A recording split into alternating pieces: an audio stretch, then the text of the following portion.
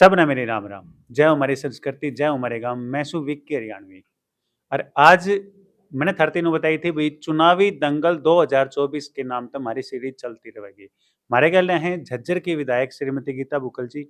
राम राम जी। ये राम बस राम जी। सारे दर्शक। सारे दर्शकों ने भी मेरी राम राम।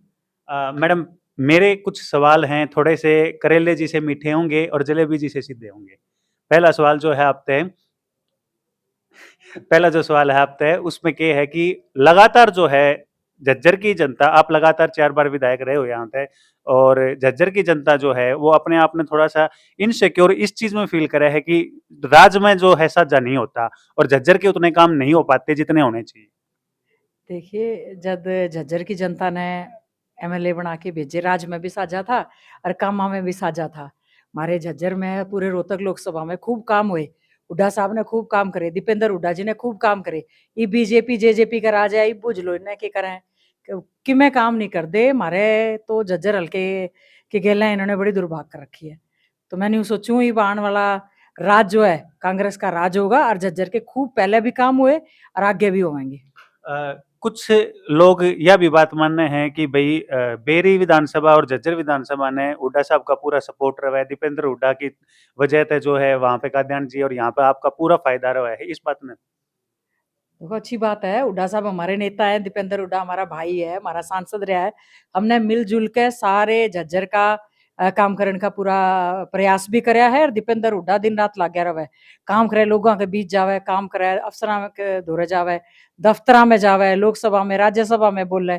हम भी पूरी आवाज उठावा है, सड़क पे भी उठावा और विधानसभा में भी उठावा और झज्जर का पूरा मान सम्मान काम करने का हमारा पूरा मन रहा है और आगे भी पूरा काम करवाएंगे।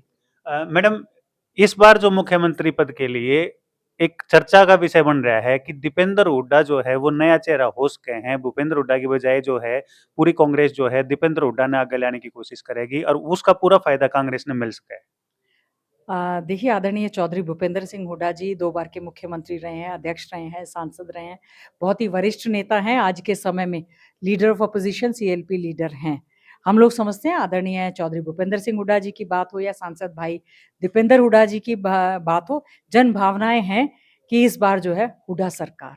हुड्डा सरकार मतलब आप भी पत्ते नहीं खोलना चाहते?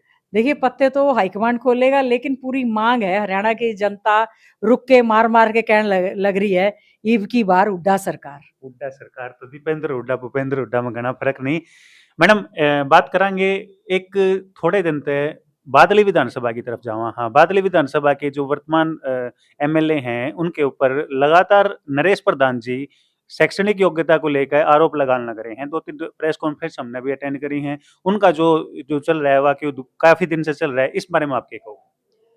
देखिए, बादली के विधायक कुलदीप फस जी ने बीजेपी के अध्यक्ष को हरा रखा है चुनाव, जब वो यहाँ पे मंत्री भी थे, और बुरी तरह से हरा रखा है। और बादली में अब फिर से कांग्रेस पार्टी मजबूती से जीतेगी और यहाँ से जो बीजेपी के अध्यक्ष है वो बुरी तरह से हारेंगे।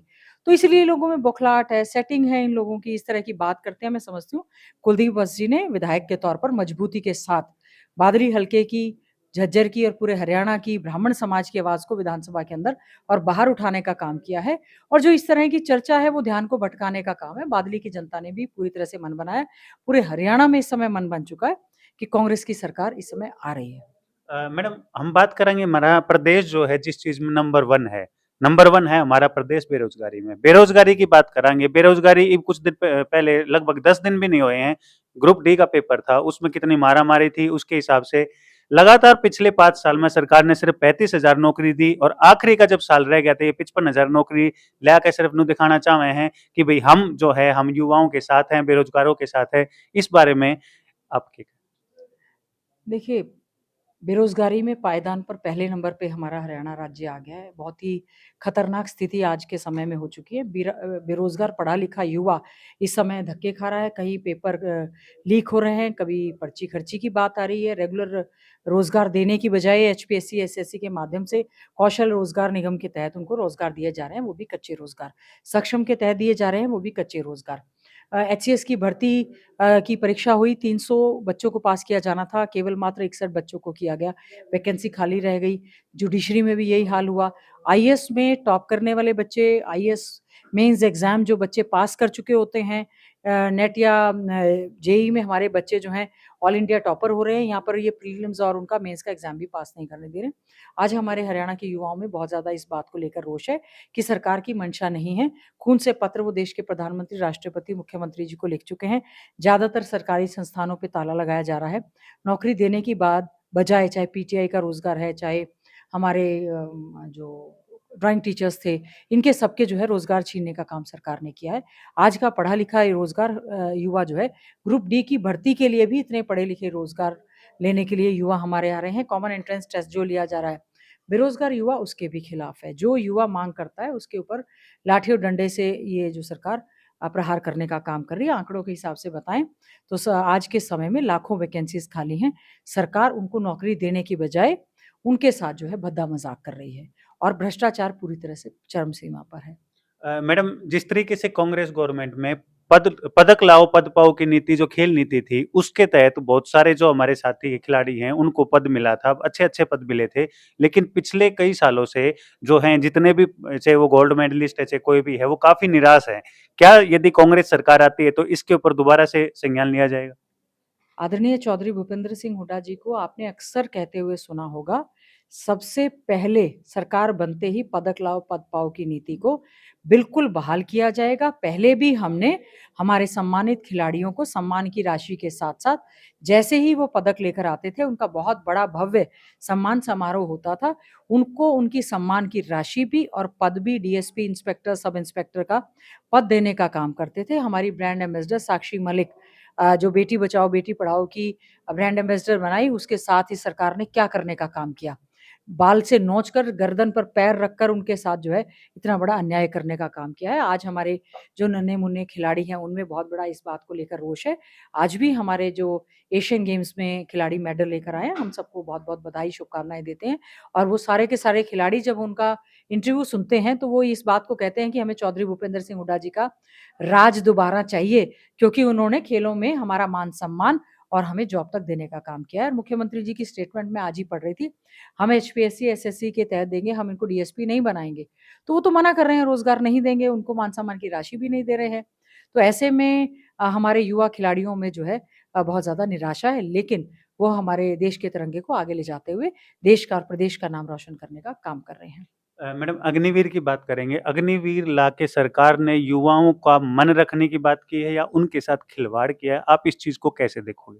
पूरे देश भर में आदरणीय श्रीमती सोनिया गांधी जी के नेतृत्व में, राहुल गांधी जी के नेतृत्व में पूरे देश में कांग्रेस पार्टी ने जिला से लेकर ब्लॉक स्तर पर देशव्यापी धरना देने का काम किया था अग्निवीर योजना के खिलाफ, क्योंकि ये युवाओं के साथ बहुत बड़ा भद्दा मजाक है। एक 17 साल का, 18 साल का युवा अग्निवीर भर्ती हो जाता है और 11, 21 और 22 साल की उम्र में वो रिटायर होके आ जाता है, जिससे कि हमारे युवाओं में और हमारा ये जो क्षेत्र है हरियाणा है, खासतौर से झज्जर, रोहतक, सोनीपत का जो हमारा ऐसा क्षेत्र है, जिसमें युवाओं को बहुत एक देशभक्ति की भावना कूट-कूट कर भरी हुई है और वो लोग जो है फ़ौज में जाना चाहते हैं। हर दूसरा सैनिक हरियाणा से होता है।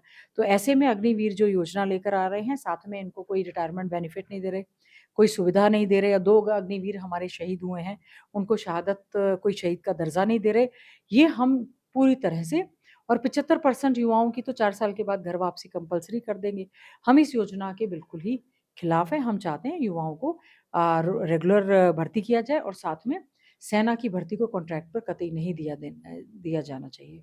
मैडम, मैं पेंशनरों की बात करूँगा क्योंकि सरकार ने आके पेंशन बंद कर दी थी। क्या यदि कांग्रेस गवर्नमेंट आती है तो उनको दोबारा से बहाल कर दी जाएगी पेंशन? बिल्कुल, जहाँ-जहाँ कांग्रेस पार्टी की सरकार बनी है, पहली कलम से पहली कैबिनेट में एनपीएस को खत्म करके ओल्ड पेंशन स्कीम को, पुरानी पेंशन बहाली का घोषणा हमारी है।